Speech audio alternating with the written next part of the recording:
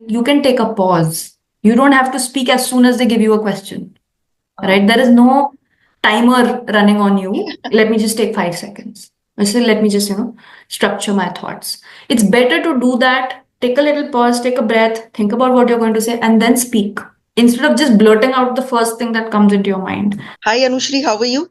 Hi, Meenu. I'm very good. How are you? Yeah, I'm doing great. So I heard that you got stuck in traffic jam. Yeah. There is, the road from my house to, my office has this one patch which goes through very narrow lanes. And basically, one car does something wrong, then there's a whole traffic jam that backs up. And Right, right. yeah, so I got stuck in that. But sorry, I got late. No, no, not a problem. Okay, tell me, how was your Lohri? Did you celebrate it? No, I didn't. In Bangalore, they don't really, do much of this. But my family and my husband is in Gurgaon, so they celebrated Lodi. In the north, it's done a lot more. So they did a little bonfire, and they have these revdi and the things, the popcorn Peanuts. and all of that. So they Yeah. did all of that, Okay, okay. peanuts and all. Yeah. Yeah. We also celebrated Lohri. I went to my sister's house and we all had a, party. So your husband lives in Okay. Gurgaon and you live in Bangalore. Yes. Oh, Bangalore. Yes. So I okay. travel sometimes. I spend like 10 days a month in Gurgaon, but my team and my office is in Bangalore, so I'm here more often. Okay, okay. So right now you are in Bangalore. Okay, okay. Yes. Please introduce yourself. Yeah. So I'm Anushri Goenka. I have 15 years of work experience. I run a startup. It's called, the product that we have is called Sparky AI. Sparky AI is a AI friend for spoken English fluency. And it's basically built for people who know some English, but they want to become confident and fluent and be able to speak in English. So it's a friend that you can talk to, and it gives you feedback, and it sort of helps you, improve your English and become more confident. That's what I'm building here in Bangalore. My co-founder is Namita. My background as educational background is I'm a computer science engineer. Then I did my MBA from IIM Ahmedabad. I've worked in consulting for 5 years, and then I've been in consumer tech, consumer internet companies. I was in a media company called Scroll. Then I was at Swiggy, and this is my second startup in the education space. Oh, wow. So this is the second one. And first one was? It was online learning for children in Okay. extracurricular activities. So even that was focused on English. English was one of our biggest, most successful courses.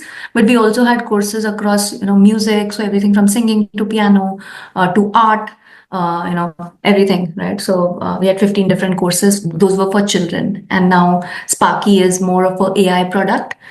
So it's not like classes, but it is something that you can use whenever you have time.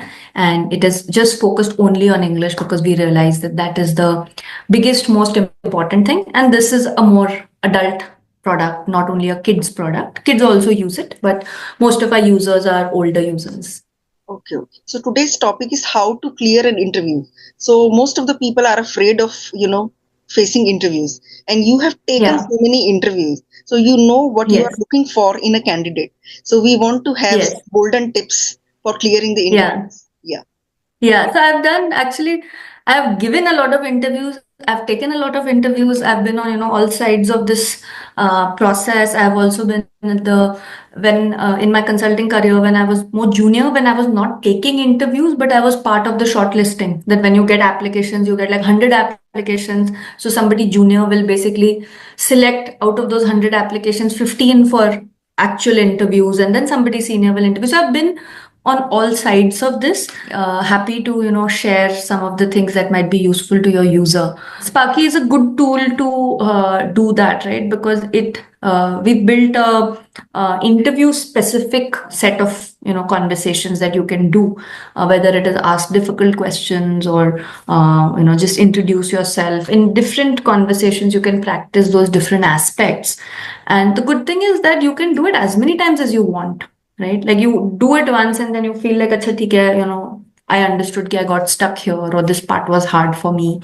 Think about it a bit, then you can practice again. And then whatever answers you give, Sparky will give you feedback on that, right? Ki this is the better way to say this is this, right? Sometimes it is your vocabulary, what words you're using to say it, it'll tell you how to use better vocabulary. or it'll tell you your grammar and how you structured the sentence, how that can be better. Maybe we can see a video of how that happens. Yeah, let's show them a demo how Sparky can help them practice for Yeah. interviews. Introducing Sparky, your voice first AI friend for building spoken English fluency. Sparky is a friendly fox you can speak in English with even if you don't speak well. Sparky gently corrects you and also shares feedback on everything you say. I did not got invited for my friend's birthday and I'm very sad. I didn't knew she did not want to be friends with me.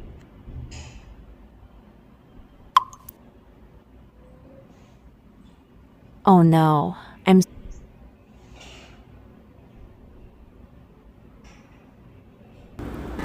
Each conversation is designed to give you practice on specific language concepts or topics relevant to your life. Sparky keeps the conversation going so it never gets boring and helps and supports learners. If you're stuck for words, Sparky suggests what you could say. If you don't understand something Sparky said, you can easily see the meaning and even translate it to a language of your choice. Want to hear something again? You can just hit replay. You can also choose the accent and speed for Sparky's voice. Hello. Would you like me to speak faster or slower or in a different style? Over time, it creates your personalized learning path to give you more practice on the specific mistakes that you make. If you don't feel like always talking, you can try out some fun interactive games designed to build vocabulary, pronunciation, and grammar. You can also read stories and articles with Sparky, and Sparky will highlight the mispronounced words in red.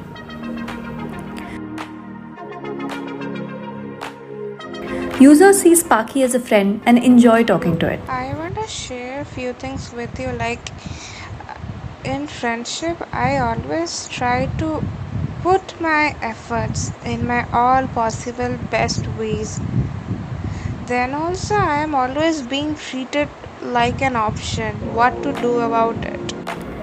Very soon, underconfident, struggling learners gain confidence, get over the stress and embarrassment, and begin to have meaningful conversations about things important to them. This Sparky can help them practice for interviews. It can basically act as mock interviews. You can have a mock interview and then you can go for the real Yes. interview. That would be very beneficial. I would request all of you to go through this app. Just take the link from the description of this video, download it, try it for free for 30 minutes. One of the most important things I say is that people give very little time per candidate. Unless you are somebody who is highly experienced, right? Like you are a specialist in XYZ something, and they are looking exactly for that, and they come after you. That's a different matter, right? But if I'm assuming more of your viewers might be a little younger or may not be like super specialists in their fields yet. In that, when a company puts out a job posting or company does interviews on campus, usually you have many applicants, right? And the people you're hiring, like if you're going to hire two people or three people, you'll probably have like 80, 100 applicants.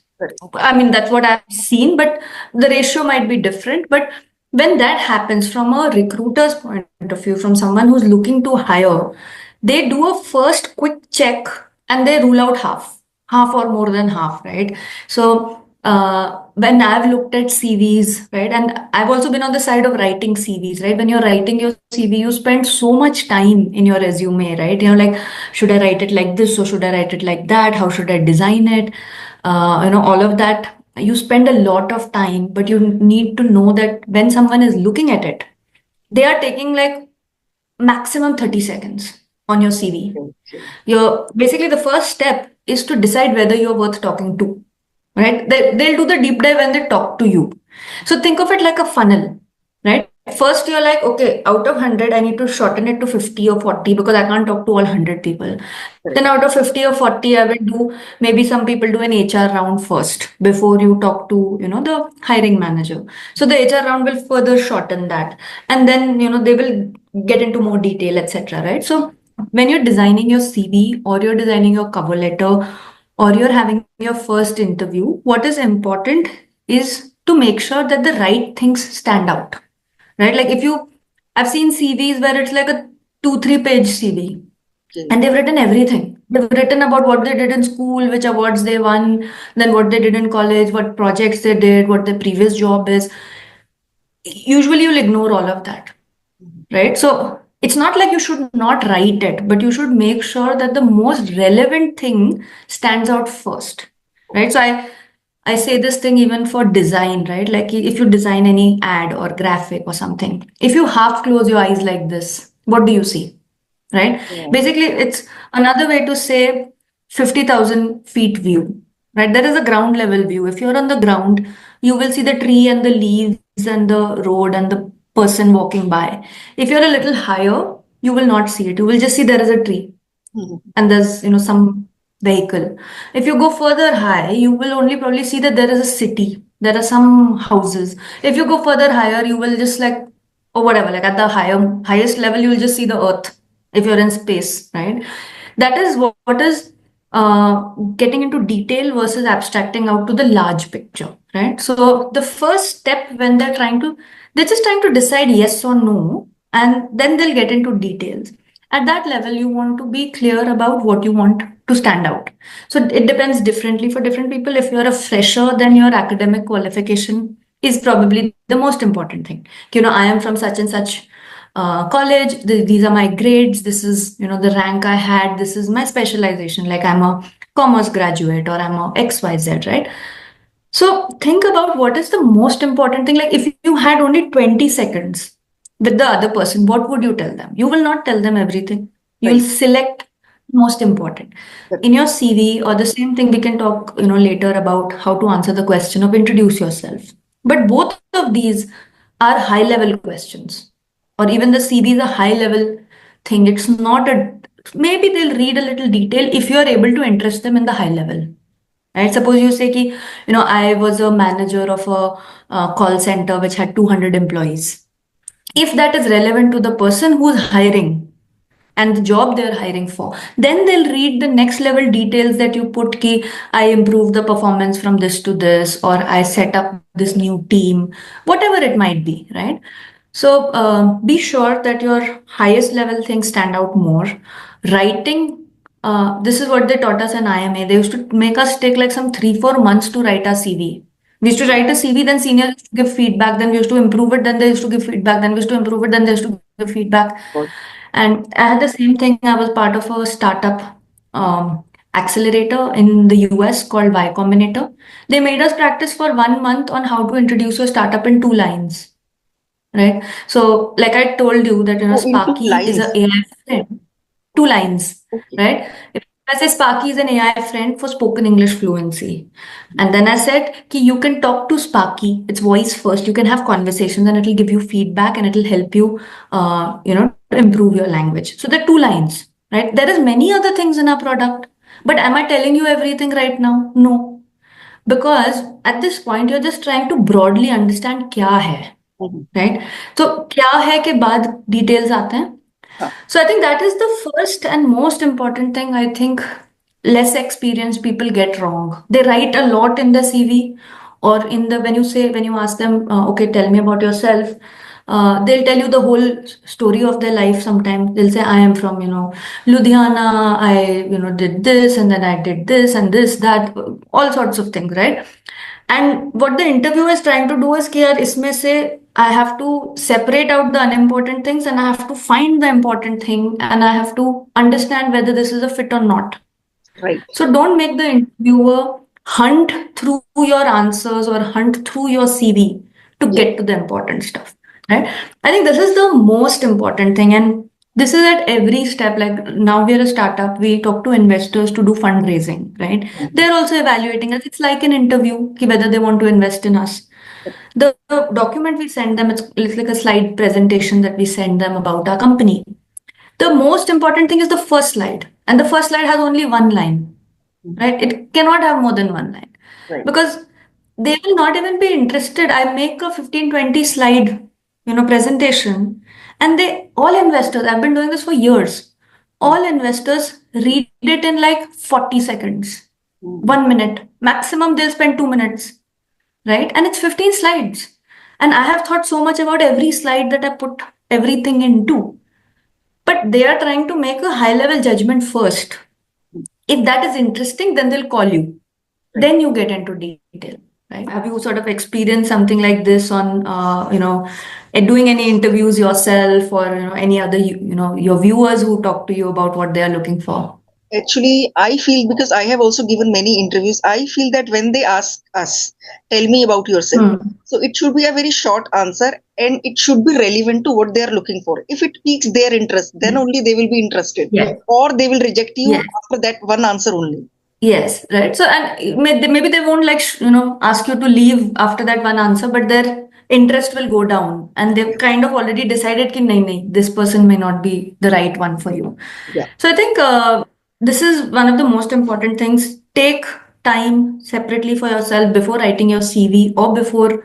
So I was a couple of years back, I remember 4, 5 years back, I was helping my husband make his CV, and we were trying to think, ki, what should we highlight? Is it ki he's from IIM Ahmedabad? But IIM Ahmedabad for him is 12 years ago, right? That's not important. It is there because it is a great name. But what is the most important thing is his expertise. Someone will hire him not because he's from IIM, but someone will hire him because he has expertise in e-commerce companies in a specific thing, right? So you're right? Keep whether it's an introduction verbally or it's in a written thing or it's in an email. Sometimes people write cover letters.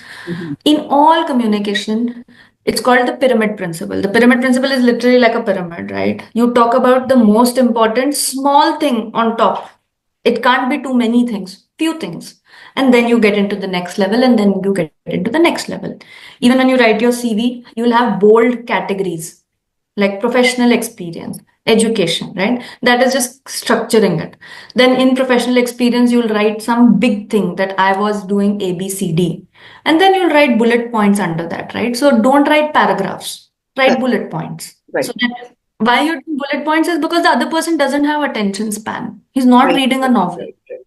They are here to quickly decide whether this is worth taking to the next step, right? Yeah. So this is the most important thing. You don't have to start in chronological order also, right? So sometimes maybe you did 2 jobs before this. Your first job is not relevant. Your second job is more relevant, or your second job is something that you did only for 15 months or something, but your previous job was 3 years, and that's the more important thing. Feel free to change that. There is no rule you have to start with the first thing first or the latest thing first. There's no rule, right? It is how you want. Remember, you are presenting yourself. You are not giving an account of your life. कि मेरे 15 साल की life में मैंने ये किया या the other person has to remember, right? The other thing is if they're interviewing 10 people in a day, at the end of the day is when they will think of, okay, who was relevant. There has to be something that they remember. Yes. Right? Many people in the applicant pool will cross the basic. Suppose you're hiring for engineering. Everybody is an engineer. Obviously, there is nobody who's not an engineer who they have interviewed. So they can't remember you for being that. They will either remember you for some project that you did, which you spoke about, which seemed very relevant to them. Or the other thing I feel as a person who has hired people, we just hired one person, and we liked her. It was like we were not even hiring. We didn't have this role open. We did not advertise this role. Okay. This person wrote to us. We didn't reply. Then she wrote to us again. Then we didn't reply. Then she wrote to us again. And every time she sort of, and she's a student, she's in her final year. So it's not like she has some big experience behind her. She can't say, I'm an expert at this or I have done ABCD. She's a student.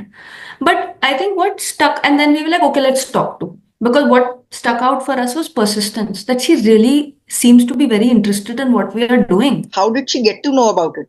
There was no opening. I don't know. Maybe she found found us on LinkedIn. Maybe she was looking at education companies and she saw which companies are there, which one seems interesting. I don't know how she got my email address, but it's okay. Even if you don't do all of that, the point I'm trying to make is persistence stood out.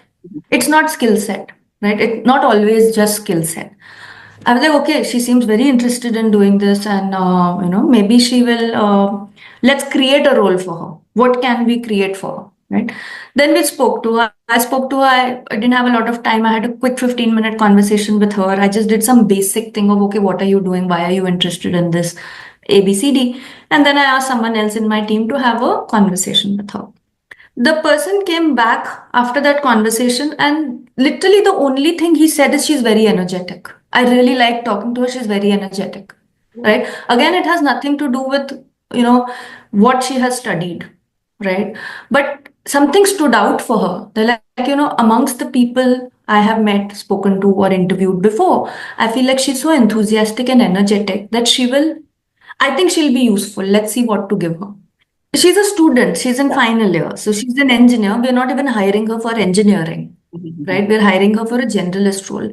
But the point I'm trying to make is it's not only, it's not a mathematical formula why someone Correct. hires you or not. It's not just like, ki, acha, there might be some criteria which you is table stakes. Table stakes means itna to hona hi hai, right? Like say engineer hai to engineer to hona hi hai. या if someone wants like at least a graduate होना चाहिए, 12th pass नहीं चलेगा. So those are things which are very easy to clear. They are just filters. All your other applicants will also clear that.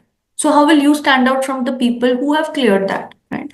That's what you have to think, and it is interpersonal or communication, how you present yourself, all of that matters as much as your technical skill set or your specific experience. So in specific experience, focus on highlighting the relevant things.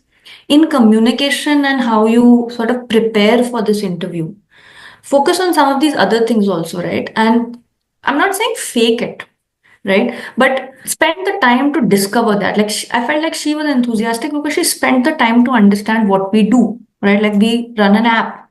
It's very simple to download the app, see the app, play with it for 5-10 minutes. You get a sense of what this company does, right? If I meet somebody in an interview who has not visited our website, who has no idea about our app, even if they're super highly qualified, I am not I'm less interested in hiring them because I feel like this person only particularly cares about like earning money. They want a job to earn money only, right? It could be any company, right? They're not interested in my company, right? Any manager or any owner or whoever is the person, they don't want to spend all their time trying to energize you. You bring your own energy, right? They'll guide you on how to do your job, but bring your own energy and interest. I think those are some things. Another thing is language, right? And which is, I'll talk about how Sparky also helps with that. We see a lot of people who are good, intelligent, interested people, but they are uncomfortable talking in English, and most interviews are happening in English now, right? They get afraid because of their language skills, right? They spend all their time feeling embarrassed or feeling conscious of what my language is like, right? It takes away from the message you're trying to give. The most important thing is the message you give. So first, if you're very uncomfortable with the language, and if the language is not necessary to the job role, one thing you can do is you can ask your interviewer, is it okay if I reply to this in Hindi? Where you feel like I'm not going to be able to do a good job in English. Ask the interviewer, shift to the language of your preference if the interviewer knows your language. And it's okay. People will not judge you too much unless the role requires English, right? The second thing is if language is one of your barriers and you have some time before your interview, try to spend time on language fluency, right? Because it's a handicap that you're putting on yourself for no reason. You might have good qualifications, you deserve to get a good job, etc. Remove that handicap. Practice general English also, because English, like any skill, is not like, do you learn how to drive only on one road? No, you learn to drive and then you can drive on any road. Yes. So similarly with English, it's a skill. Talking about anything will help you. So I also know so many people who are very talented, who have so many ideas in their mind, but they start speaking in English and they are not able to express their ideas, and they get rejected only because of their English. The biggest hurdle these days. Yeah. So I think two things. One is practice some of the common answers, some common questions which will come, right? The other thing is just practice your language overall, right? Because language is a skill which comes with practice. You need to become comfortable saying anything, because it's not like you can learn up your answer, right? Like you learn up some one paragraph to speak, but then the interviewer will ask some questions on that. So you have to say something more or something different, depending on what the interviewer is asking. So you need to practice language as a wider overall skill. Right. But also practice some commonly asked questions, because that is so, right? Like they do in exams, right? These are the questions that come in, past few years papers, and people practice that, right? So do both things. I think the good thing is that you can try different things and say, right? You don't have to, anyways, you can't learn up what you're going to say, right? So you can try different ways of saying it, etc., till it becomes natural to you, right? Don't learn it up, because that never falls right. You can see when someone has learnt up something and is just saying that learnt up thing. Correct, Say correct. it 20 times, and say it in different ways sometimes, right? Don't focus on the same words and the same sentence, but focus on the points you're making. Like if someone says, why are you interested in this job, or why are you interested in this field, right? Like why are you interested in fashion design? uh, the points are there in your mind. These are the 2 points I have to make.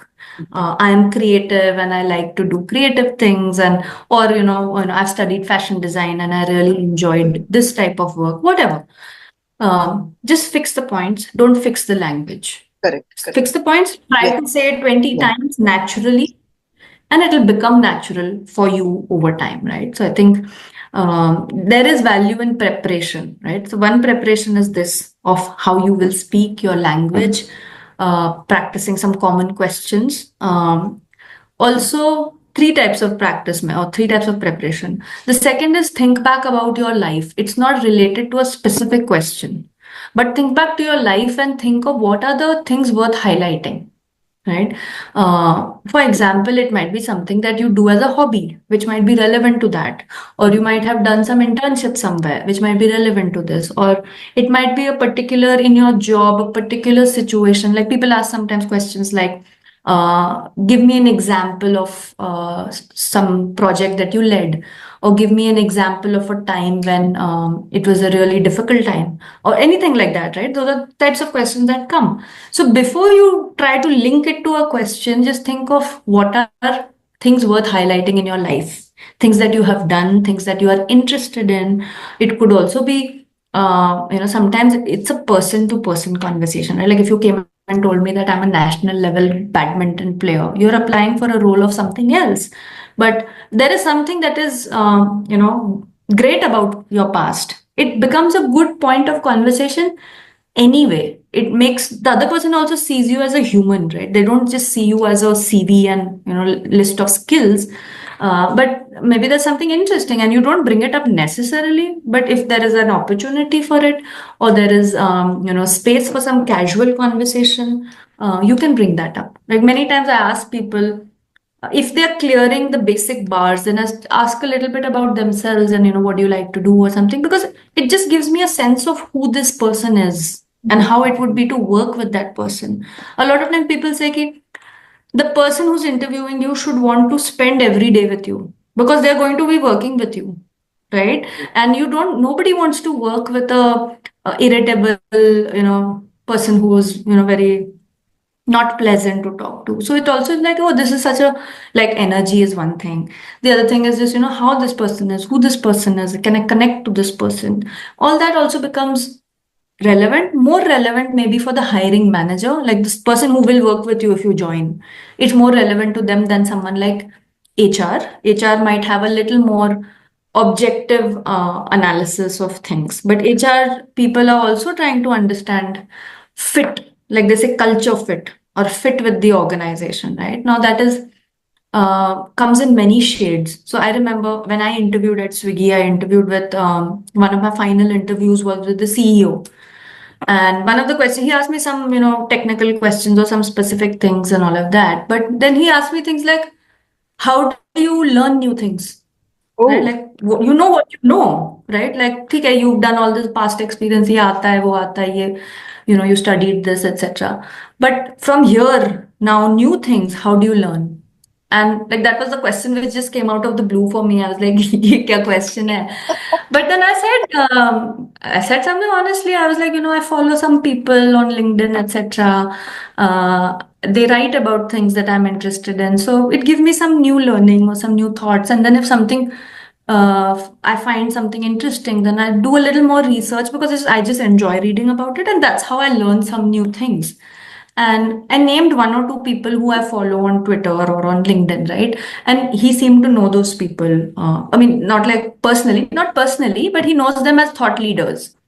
And I felt like he didn't tell me, but I felt like that satisfied the thing in his mind that this person is a curious person. This person is interested in learning more and doing more than they're today capable of, right? If this person stays with us for 2, 3, 4, 5 years, their capability will not be stuck where they are today. They will continue to grow and upskill, right? So some of these personality traits are useful, and you can't just say them, right? Like there are some people who just say, I'm a very hardworking person, right? Nobody buys that, right? You can say anything. You say, I'm a very passionate person, or I'm very hardworking, or I'm very, perfectionist, or I'm very curious. If you just say it, it doesn't mean anything. Nobody trusts you for it. But Right. there has to be some backing to that. Like if you're saying I'm very hardworking, then is there any evidence of that? Is there something you can tell me? Once I did this thing, it's okay if it's in a previous job in college or whatever in your personal life. Then I designed this whole, whatever, right? Like irrelevant to whatever your interest or your field is. Yeah. But you have to be able to substantiate. So I'm tying that back to thinking, think about your life, think about what and why that person who's interviewing you will be interested in that, right? What does it show about you? And if you just think of some of these things, you will be able to fit it in the right question, right? You may not know all the questions, but Right. when the time comes, then okay, okay, these are some 3, 4 things which, if I get an opportunity, I would like to highlight. Once my husband was being interviewed for a role of IT head. So Hmm. he was, preparing for all the answers and all that. They asked him, what if an IT breakdown happens on 31st December's night, like New Year's Eve night, because there is a lot of sale Hmm. on that night. What will you do? How will Hmm. you handle the breakdown? So he was not prepared for that answer, but he thought for a while and he gave the answer. And that answer alone impressed them so much that he got the job. So they test you on Yes. many levels And to you know you cannot as a predict. person. And you can't prepare for Yeah. everything. You can't prepare for everything. So what you can prepare for is, I mean, the third thing I was saying. So first thing is prepare your answers in your language. The second is think about your life and what are the interesting things worth highlighting if you get a chance, etc. The third is research about the company.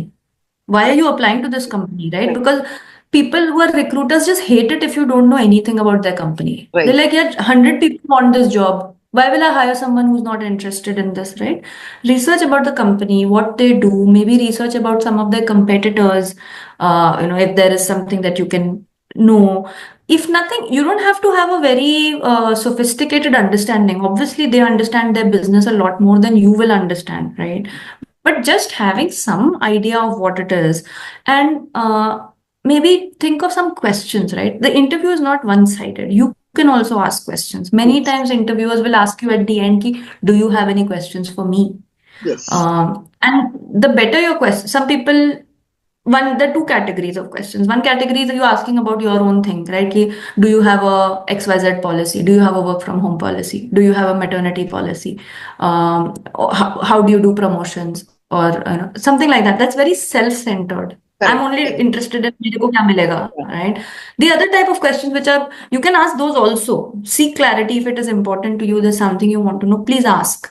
But it is also important to spend some time thinking about the company and what you want to know about them. It may not be relevant to your role only, right? Like your role is, say, IT head, but you want to, maybe you're applying for, say, Swiggy. Do you want to know here between Swiggy and Zomato, what is the difference? It's a simple question. It's not like you need a lot of understanding, but let the other person tell you why Swiggy is better at something, why Zomato is better at something else.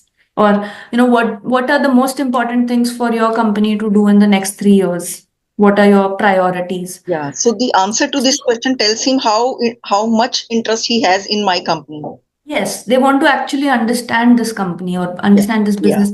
And as a receiver, it's not only to make them feel something, but even for you, these questions help you understand, is this role right for you? Is this company right for you? Correct. Maybe you Correct. are also interviewing with 3 companies, right? They are not selecting you Yeah. only, you are also You are also selecting selected the them. company. Correct. Yeah, so you need to know what do you need to make that choice. Or sometimes you're like, different companies have different cultures or DNAs. In some companies, like some functions are more important. In some other companies, that same function is not that important. Like in a HUL, Hindustan Unilever, brand marketing is the most important function. But in a company like, say, Make My Trip, brand marketing is not the most important thing, right? So if you ask some of these questions, you also understand in the organization how important is your role, or how will your role evolve, what other opportunities could you have, like you're joining this role, but after 2 3 years maybe you want to grow and you want to explore some other thing. What are some other things that I could explore in this company? So have a little broader view. Don't just go in thinking that it's they are going to examine you and it's an examination. It's not that. It's a conversation. Treat it like a conversation. You have given so many wonderful tips today. Tell me the most important one in the end. I think the most important one is the first one I gave, that you have to have a high level answer first and then get into details, right? And it's important to select what is that high level. If they say introduce yourself, it cannot be 5 10 lines. It has to be 2 lines. And what you want to say in those 2 lines is the most important thing, because that's where a sorting happens. Okay, am I interested in this person? Then I listen to the rest. Or am I disinterested? Then whatever else you say is falling on deaf ears, right? That is the most important thing. And then the details you're giving, also think about what are relevant details, right? Like if the interviewer has to ask you, you say one line, I did this project. Then the interviewer has to ask you, how did you do it? Then you say how you did it. Then they say, what size of team did you have with you? Then you say that, right? Then the interviewer is like extracting things from you. You are not, giving a when asked for details, you should know what details are important, what details are not important. Sometimes the how is important, how I did this. Sometimes the why is important. Sometimes the, where my position was, who else was working with me, something else is important. Or sometimes interest is important. I really enjoyed doing it, and this is what I learned from it. So it can be different for different people. Think a little bit about it. And maybe not the most important, but one last thing, you can take a pause. You don't have to speak as soon as they give you a question, right? There is no timer running on you. If they ask you a question, you want to think for a second, just say, let me just take 5 seconds. I say, let me just, structure my thoughts. It's better to do that. Take a little pause, take a breath, think about what you're going to say, and then speak instead of just blurting out the first thing that comes into your mind. So yeah, I think some of these things, but overall, just remember it's a conversation. It's not an exam. Don't stress yourself out, or don't, get all anxious about it. Treat that other person like a person. 5 years later, you will be in their role, right? They are not dragons. They're just people like you at a slightly later stage in their life, maybe. And if you don't crack this interview, maybe something else, something better is in store for you. Yes. Yeah. Yes, yes. It's not the end of the world, right? So if you keep thinking that I have to get this, then you are more nervous, which is not needed. Yes. So whenever I used to go and with this mindset, and it's okay if I don't get it, then I had more confidence. I remember. Yes, yes, yes. Yeah. Yeah. Okay. Thank you so much for all these tips for my viewers. So thank you so much for joining us today.